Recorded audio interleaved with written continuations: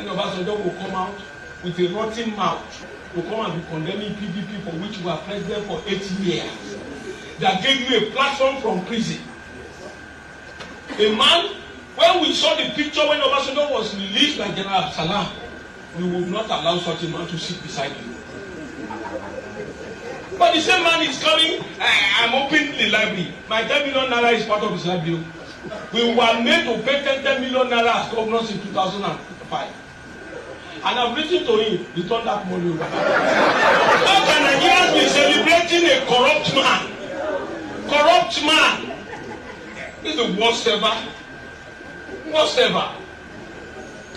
He should put interest on that 10 million naira. I contributed 10 million. I stand to be corrected. Some of you are afraid of what? When you have said Obasanjo will do like this. Obasanjo will do what?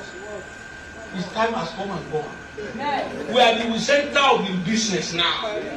We are governor now. Where is he?